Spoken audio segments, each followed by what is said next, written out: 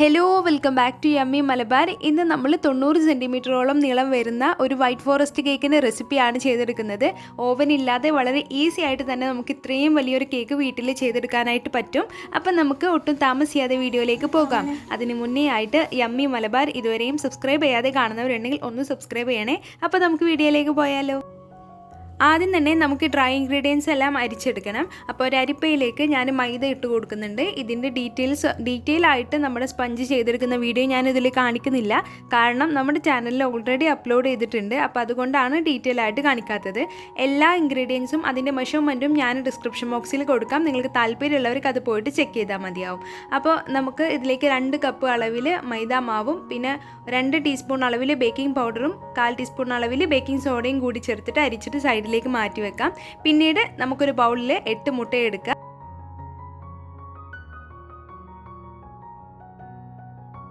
ശേഷം ഇതിലേക്ക് 2.5 table spoon അളവിൽ വാനില എസൻസും കൂടി ചേർത്തിട്ട് നമുക്ക് നന്നായിട്ടൊന്ന് ബീറ്റ് ചെയ്തെടുക്കാം.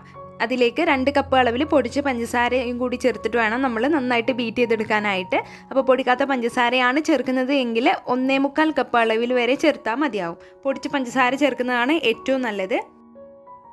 പഞ്ചസാരയും മുട്ടയും കൂടി ചേർന്നിട്ട് നല്ല ഫ്ലഫി ആയിട്ട് ഇപ്പോൾ വന്നിട്ടുണ്ട്. ഇനി ഇതിലേക്ക് 1/2 കപ്പ് അളവിൽ സൺഫ്ലവർ ഓയിൽ ചേർത്ത് കൊടുക്കാം. അതല്ലാന്നുണ്ടെങ്കിൽ നിങ്ങൾക്ക് ബട്ടർ മെൽറ്റ് ചെയ്തതും ചേർത്ത് കൊടുക്കാം. ഓയിൽ കൂടി ചേർത്ത് കൊടുത്തു കഴിഞ്ഞാൽ പിന്നീട് നമുക്ക് ഇതിലേക്ക് നമ്മുടെ ഡ്രൈ ഇൻഗ്രീഡിയൻസ് ഇതിലേക്ക് കുറേശ്ശെയായിട്ട് ചേർത്തിട്ട് പതിയെ അങ്ങ് ഫോൾഡ് ചെയ്തെടുക്കാം. അല്ലാന്നുണ്ടെങ്കിൽ ഇപ്പോൾ ഞാൻ ചെയ്യുന്ന പോലെ ബീറ്റർ വെച്ചിട്ട് തന്നെ മിക്സ് ചെയ്തെടുക്കാം. അപ്പോൾ നിങ്ങൾ ബിഗിനർ ആണെങ്കിൽ ഇങ്ങനെ ചെയ്യരുത്, കേക്ക് ഹാർഡായിട്ട് മാറും. പിന്നെ ഇലക്ട്രിക് ബീറ്റർ യൂസ് ചെയ്യുകയാണെങ്കിൽ 30 സെക്കൻഡിലധികം യൂസ് ചെയ്യാൻ പാടില്ല. വളരെ ലോ സ്പീഡിൽ വെച്ചിട്ട് വേണം നമ്മൾ മിക്സ് ചെയ്തെടുക്കാനായിട്ട്. ഡ്രൈ ഇൻഗ്രീഡിയൻസ് എല്ലാം ഇപ്പോൾ മിക്സ് ചെയ്തെടുത്തിട്ടുണ്ട്. ഇനി നമുക്ക് സ്പാച്ചിൽ വെച്ചിട്ട് ഇതിൻ്റെ സൈഡെല്ലാം ഒന്ന് ക്ലീൻ ചെയ്ത് കൊടുക്കാം. ഇനി നമുക്ക് ഇത് ബേക്ക് ചെയ്യാനായിട്ട് തുടങ്ങണം. അപ്പോൾ നമ്മൾ ഇതൊക്കെ ചെയ്യുന്നതിന് മുമ്പ് നമ്മുടെ പാന് പ്രീഹീറ്റ് ചെയ്യാൻ വെച്ചിരിക്കണം. പ്രീഹീറ്റ് ചെയ്ത പാനിൽ മാത്രമേ നമ്മുടെ കേക്ക് ടിന്നെ ഇറക്കി വെച്ച് കൊടുക്കാനായിട്ട് പാടുള്ളൂ. അല്ലാന്നുണ്ടെങ്കിൽ കേക്ക് പെർഫെക്റ്റ് ആയിട്ട് നമുക്ക് വരില്ല. 10 മിനിറ്റ് മുമ്പ് ലോ ഫ്ലെയിമിലിട്ടിട്ട് നമ്മൾ അതൊന്ന് പ്രീഹീറ്റ് ചെയ്തെടുക്കണം. ഇനി നമുക്കിത് കേക്ക് ടിന്നിലോട്ട് മാറ്റാം. അപ്പോൾ ഞാൻ 11 ഇഞ്ച് വലിപ്പമുള്ള കേക്ക് ടിൻ എടുത്തിട്ടുണ്ട്. അതിൻ്റെ താഴെ ബട്ടർ പേപ്പർ വെച്ച് കൊടുത്തിട്ടുണ്ട്. സൈഡിൽ ഓയിലെല്ലാം ബ്രഷ് ചെയ്ത് കൊടുത്തിട്ടുണ്ട്. ഇതിലേക്ക് നമ്മുടെ കേക്കിൻ്റെ ബാറ്റർ ഒഴിച്ചു കൊടുത്തതിന് ശേഷം നന്നായിട്ടൊന്ന് ടാപ്പ് ചെയ്തിട്ട് നമുക്ക് പാനിൽ വെക്കാം. എന്നിട്ട് 45 മിനിറ്റാണ് ഇത് ബേക്ക് ചെയ്യാൻ എടുത്ത ടൈം. അപ്പോൾ നമ്മുടെ ഈ ഒരു കേക്ക്, ഈ ഒരു വലിയ കേക്ക് 6.5 kg ആണ് ഈ ഒരു കേക്കിൻ്റെ വെയിറ്റ്. അപ്പോൾ നമ്മൾ ഇതേ കേക്ക് ടിന്നിൽ 3 തവണയായിട്ട് നമ്മൾ ബേക്ക് ചെയ്തെടുക്കുന്നുണ്ട്. അപ്പോൾ കസ്റ്റമർ പറഞ്ഞത് അവർക്ക് ഹൈറ്റ് വേണ്ട, പരന്നിട്ടുള്ള കേക്കാണ് വേണ്ടത്. അപ്പോൾ അതുകൊണ്ട് നമുക്ക് 3 തവണയായിട്ട് ഈ ഒരു കേക്ക് ടിന്നിൽ നമുക്ക് ബേക്ക് ചെയ്തെടുക്കാം. എന്നിട്ട് നമുക്ക് ഈ ഓരോ കേക്കും 4 ലെയറായിട്ട്, ഒരു കേക്കിൽ നിന്ന് 4 ലെയറായിട്ട് കട്ട് ചെയ്തിട്ട് നമുക്ക് മാറ്റണം. ഇനി ഞാൻ വഴിയെ പറഞ്ഞു തരാം. ഐസിങ് ചെയ്തെടുക്കുമ്പോൾ നിങ്ങൾക്ക് അത് കണ്ടാൽ മനസ്സിലാകും. അപ്പോൾ ടാപ്പ് ചെയ്തിട്ട് ഞാനിത് പാനിലേക്ക് ഇറക്കി വെച്ച് കൊടുക്കാനായിട്ട് പോവുകയാണ്.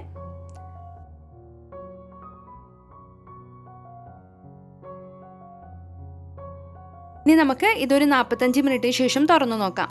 കേക്ക്സ് എല്ലാം ഇവിടെ ബേക്ക് ആയിട്ടുണ്ട്. അതിൻ്റെ ചൂടൊക്കെ മാറിയിട്ട് ക്ലിംഗ് റാപ്പർ വെച്ചിട്ട് കവർ ചെയ്തിട്ട് പിറ്റേ ദിവസമാണ് നമ്മളിത് ഐസിങ് ചെയ്തെടുക്കുന്നത്. അപ്പോൾ പിറ്റേ ദിവസം 7 മണിയായി. തലേ ദിവസം തന്നെ നമ്മുടെ കേക്കിൻ്റെ സ്പഞ്ചെല്ലാം ചെയ്തെടുത്തു. 7 മണി ആയപ്പോഴേക്കും ഞാൻ ആദ്യം തന്നെ ക്രീം ബീറ്റ് ചെയ്യാനായിട്ടാണ് നിൽക്കുന്നത്. അപ്പോൾ നമ്മുടെ ഈ ഒരു കേക്ക് ഐസിങ് ചെയ്തെടുക്കാനായിട്ട് നമുക്ക് 3.5 കപ്പ് അളവ് 3.5 ബോട്ടിൽ ഫിയോണ ക്രീമാണ് ആവശ്യം വന്നിട്ടുള്ളത്. വേറെ ക്രീമാവുമ്പോൾ ചിലപ്പോൾ ഇതിൻ്റെ ക്വാണ്ടിറ്റിയിലൊക്കെ വ്യത്യാസം ഉണ്ടാവും. അപ്പോൾ ഈ ഒരു 6.5 kg കേക്ക് ഐസിങ് ചെയ്തെടുക്കാനായിട്ട് 3.5 ബോട്ടിൽ ക്രീം നമുക്ക് ആവശ്യമുണ്ട്. അപ്പോൾ ക്രീം ഒരുമിച്ച് ഒരു ബൗളിലിട്ടിട്ട് ബീറ്റ് ചെയ്തെടുക്കാതെ ഇതേപോലെ സ്പ്ലിറ്റ് ചെയ്തിട്ടാണ് ചെയ്യുന്നത്. നമ്മൾ ഒരുമിച്ചിട്ട് ബീറ്റ് ചെയ്ത് എടുക്കുകയാണെങ്കിൽ നമ്മുടെ ക്രീം അത്ര സ്റ്റിഫ് പീസായിട്ട് കിട്ടില്ല. അപ്പോൾ അതുകൊണ്ട് ഇങ്ങനെ കുറേശ്ശെ ആയിട്ട് വേണം ഇങ്ങനെ ബീറ്റ് ചെയ്തെടുക്കാനായിട്ട്. അപ്പോൾ ഈ ഒരു 3 ബൗളിലായിട്ട് നമുക്ക് 3.5 ബോട്ടിൽ ക്രീം കറക്റ്റ് ആയിട്ടില്ല. ബാക്കി ക്രീം ഐസിങ് ചെയ്തിട്ട് തികയാതെ ആയപ്പോഴാണ് ഞാൻ യൂസ് ചെയ്തിട്ടുണ്ടായിരുന്നത്. പിന്നെ നമ്മുടെ ഈ ഫിയോണ ക്രീമിൻ്റെ റേറ്റ് 160 രൂപയാണ്. പിന്നെ നമ്മുടെ ഈ ഒരു ക്രീമിൻ്റെ ഡിമെറിറ്റ് എന്താണെന്ന് വെച്ചാൽ ഇത്തിരി മധുരക്കുറവുണ്ട്. പക്ഷെ നല്ല ടേസ്റ്റി ആയിട്ടുള്ള ക്രീമാണ്. അപ്പോൾ മധുരക്കുറവുണ്ടെങ്കിൽ നല്ല ഫൈൻ ആയിട്ടുള്ള പഞ്ചസാര, പൊടിച്ച പഞ്ചസാര യൂസ് ചെയ്യുക. ഞാനിപ്പോൾ ഐസിങ് ഷുഗറാണ് ഇതിലേക്ക് യൂസ് ചെയ്യുന്നത്. ഐസിങ് ഷുഗർ കൂടി ഇട്ടിട്ട് ഞാൻ നന്നായിട്ടൊന്ന് ബീറ്റ് ചെയ്തെടുക്കുന്നുണ്ട്.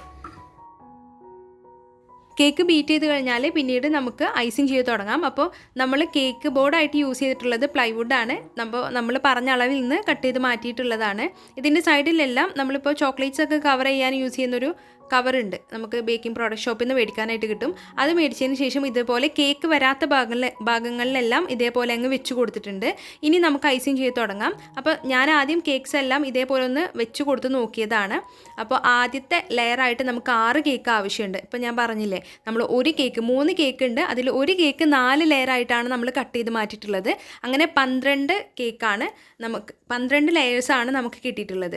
അതിൽ ആദ്യത്തെ ലെയറായിട്ട് നമുക്ക് 6 കേക്ക് വെച്ച് കൊടുക്കുക. ശേഷം ഷുഗർ സിറപ്പ് കൊണ്ട് നന്നായിട്ട് വെറ്റ് ചെയ്ത് കൊടുക്കുക. ഇത് കസ്റ്റമർ പറഞ്ഞ ആ ഒരു രീതിയിലാണ് നമ്മൾ ചെയ്തെടുക്കുന്നത്. അവർക്ക് ഹൈറ്റ് വേണ്ട എന്ന് പറഞ്ഞതുകൊണ്ടാണ് ഇതേപോലെ ചെയ്തെടുക്കുന്നത്. 2 ലെയറേ വരുന്നുള്ളൂ.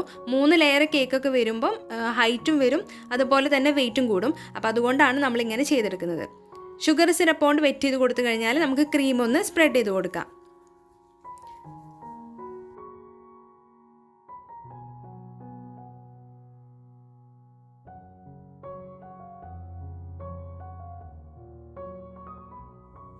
ക്രീം സ്പ്രെഡ് ചെയ്ത് കൊടുത്തതിന് ശേഷം നമ്മൾ ഷുഗർ സിറപ്പിൽ ഇട്ട് തിളപ്പിച്ച നമ്മുടെ ചെറീസ് ഇതിൻ്റെ മുകളിലേക്ക് ഇട്ട് കൊടുക്കാം. അപ്പോൾ ചെറീസ് ഷുഗർ സിറപ്പിൽ കിടന്നിട്ട് അതിൻ്റെ കളറെല്ലാം ചേഞ്ച് ആയിട്ടുണ്ട്. അപ്പോൾ അത് നമുക്ക് ഇട്ട് കൊടുക്കാം. എന്നിട്ട് ഇതേപോലെ നമ്മൾ ഫസ്റ്റ് ലെയർ ചെയ്ത പോലെ തന്നെ അതിൻ്റെ മുകളിലായിട്ട് കേക്ക് അങ്ങ് വെച്ച് കൊടുക്കാം.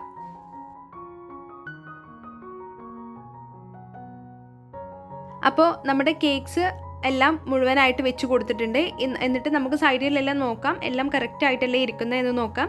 എന്നിട്ട് നമുക്ക് ആദ്യത്തെ ലെയർ ചെയ്ത പോലെ തന്നെ ഷുഗർ സിറപ്പ് കൊണ്ട് നന്നായിട്ട് വെറ്റ് ചെയ്ത് കൊടുക്കണം.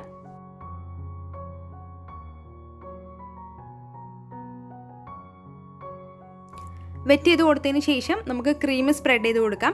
അപ്പോൾ മുകളിൽ നമുക്ക് അത്യാവശ്യം നീറ്റായിട്ട് കിട്ടണമല്ലോ. അപ്പോൾ അതുകൊണ്ട് ആദ്യം ഞാൻ കുറച്ച് ക്രീം വെച്ചിട്ട് ജസ്റ്റ് ഒന്ന് ക്രം കോട്ട് പോലെ ചെയ്തെടുക്കുന്നുണ്ട് മുകളിൽ. എന്നിട്ട് ഒരു പൈപ്പിംഗ് ബാഗിൽ ക്രീം ആക്കിയതിന് ശേഷം റോസിൻ്റെ പെറ്റൽസ് ഒക്കെ വരച്ചെടുക്കുന്ന ആ ഒരു നോസിൽ ഇട്ട് കൊടുത്തിട്ടുണ്ട്. എന്നിട്ടാണ് ഞാനിത് ഐസിങ് ചെയ്തെടുക്കുന്നത്. അങ്ങനെ ചെയ്യുമ്പോൾ ഇത്തിരി ഈസി ആയിട്ട് തോന്നുന്നുണ്ട് ഐസിങ് ചെയ്തെടുക്കാനായിട്ട്. പിന്നെ നമ്മുടെ കയ്യിൽ വലിയ പാലറ്റ് നൈഫൊന്നും ഇല്ലാത്തതുകൊണ്ട് അതിൻ്റേതായ ലിമിറ്റേഷനും കൂടി നമുക്കുണ്ട്. കാരണം നമ്മളിങ്ങനെ ഷാർപ്പ് എഡ്ജ് ആക്കി എടുക്കാനൊക്കെ ഇത്തിരി ബുദ്ധിമുട്ടുണ്ടായിരുന്നു നമുക്ക് ചെയ്തെടുക്കാനായിട്ട്. നമ്മളിങ്ങനെ ക്രീം ഇങ്ങനെ വടിച്ചെടുക്കുമ്പോൾ പാലറ്റ് നൈഫിൻ്റെ ആ ഒരു അടയാളം, ആ ഒരു മാർക്കൊക്കെ വരുന്നുണ്ടായിരുന്നു നമ്മുടെ കേക്കിൻ്റെ മുകളിൽ. സ്പ്രെഡ് ചെയ്ത് കൊടുത്തിട്ടുണ്ട്. ഇനി നമുക്ക് നമ്മുടെ കേക്ക് ഒന്ന് ലെവൽ ചെയ്തെടുക്കാം. അപ്പോൾ 2 മണിക്കൂർ എടുത്തിട്ടുണ്ട് നമ്മുടെ ഈ ഒരു കേക്ക് ജസ്റ്റ് ഒന്ന് ഫിനിഷ് ചെയ്തെടുക്കാനായിട്ട്. അത്രയും സമയം എടുത്തിട്ടുണ്ട് നമുക്ക് ഇതൊന്ന് അത്യാവശ്യം കുഴപ്പമില്ലാത്ത രീതിയിലൊന്ന് ലെവൽ ചെയ്തെടുക്കാനായിട്ട്. പിന്നെ നമുക്ക് ഇത്രയും വലിയ കേക്ക് ആകുമ്പം ഷാർപ്പ് എഡ്ജ് ചെയ്തെടുക്കാനൊക്കെ നല്ല ലിമിറ്റേഷൻ ഉണ്ട്. അപ്പോൾ പിന്നീട് നമ്മുടെ ഡെക്കറേഷനും കാര്യങ്ങളൊക്കെ വരുമ്പം ഈ ഒരു കേക്ക് നല്ല പെർഫെക്റ്റ് ആയിട്ട് മാറും, അതിൽ ഒരു സംശയവും ഇല്ല.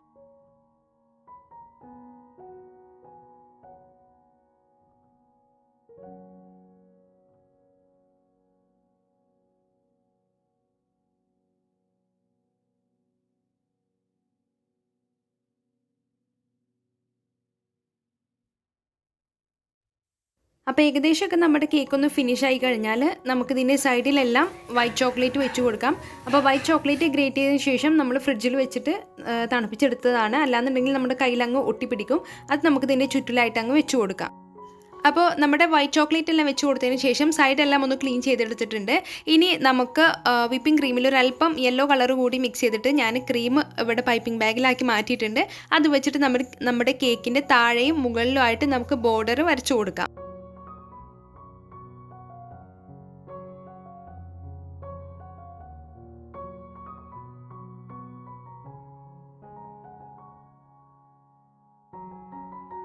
അപ്പോൾ കേക്കിൻ്റെ ബോർഡേഴ്സ് എല്ലാം വരച്ചു കൊടുത്തതിന് ശേഷം ഞാൻ ഇതേപോലെ കേക്ക് ടിന് വെച്ചിട്ടൊന്ന് മാർക്ക് ചെയ്യുന്നുണ്ട്. നമുക്ക് പേര് എഴുതാനുള്ള ഭാഗമാണ് മാർക്ക് ചെയ്യുന്നത്. എന്നിട്ട് ആ മാർക്ക് ചെയ്ത ഭാഗത്തേക്ക് ഞാനൊരു പോയിൻ്റ് ടിപ്പുള്ള ഒരു നോസിലുണ്ട്, റൗണ്ട് ഷേപ്പിലുള്ള ആ ഷേപ്പുള്ള നോസിലിട്ടതിന് ശേഷം ഇതേപോലെ ആ ഒരു ബോർഡർ, ആ ഒരു സ്ക്വയർ ടൈപ്പിന് ഒരു ബോർഡർ വരച്ചു കൊടുക്കുന്നുണ്ട്.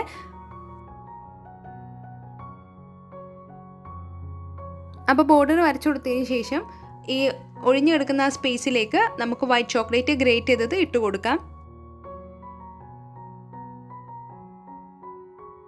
വിപ്പിംഗ് ക്രീമിലേക്ക് ഒരല്പം റെഡ് കളർ കൂടി മിക്സ് ചെയ്ത് കഴിഞ്ഞതിന് ശേഷം റോസറ്റ് നോസിൽ വെച്ചിട്ട് ഇതേപോലെ 4 കോർണറിലായിട്ട് വരച്ചു കൊടുക്കുന്നുണ്ട്. ഗ്രീൻ കളറുള്ള വിപ്പിംഗ് ക്രീം വെച്ചിട്ട് ലീവ്സും അതുപോലെ തന്നെ ചെറീസും കൂടി വെച്ച് കൊടുക്കുന്നുണ്ട്. അപ്പോൾ ഇതാണ് നമ്മുടെ കേക്കിൻ്റെ ഫൈനൽ ലുക്ക്. എല്ലാവർക്കും ഇഷ്ടമായി എന്നാണ് എൻ്റെ വിശ്വാസം. അപ്പോൾ ഓവൻ ഇല്ലാതെ നമുക്ക് ഇത്രയും വലിയ കേക്ക് വളരെ ഈസി ആയിട്ട് ചെയ്തെടുക്കാവുന്നതേ ഉള്ളൂ. അപ്പോൾ വീട്ടിൽ എന്തെങ്കിലും വലിയ ഫംഗ്ഷനൊക്കെ വരുന്നുണ്ടെങ്കിൽ നിങ്ങൾ ഉറപ്പായിട്ടും ഇങ്ങനെ ഒന്ന് ട്രൈ ചെയ്ത് നോക്കണം. ഓവൻ ഇല്ല എന്ന് കരുതിയിട്ട് നമുക്ക് പെട്ടെന്ന് ബേക്കിംഗ് ഒന്നും നടക്കില്ല എന്നൊന്നും വിചാരിക്കരുത്. വളരെ ഈസി ആയിട്ട് തന്നെ നമുക്ക് ചെയ്തെടുക്കാവുന്നതേ ഉള്ളൂ. അപ്പോൾ എല്ലാവർക്കും ഇന്നത്തെ ഈ ഒരു വീഡിയോ ഇഷ്ടമായി എന്നാണ് എൻ്റെ വിശ്വാസം. ഇഷ്ടമായാൽ എല്ലാവരും ഒന്ന് ലൈക്ക് ചെയ്യുക, ഷെയർ ചെയ്യുക. പിന്നെ ചാനൽ ഇതുവരെയും സബ്സ്ക്രൈബ് ചെയ്യാതെ കാണുന്നവരുണ്ടെങ്കിൽ ഒന്ന് സബ്സ്ക്രൈബ് ചെയ്യണേ. താങ്ക്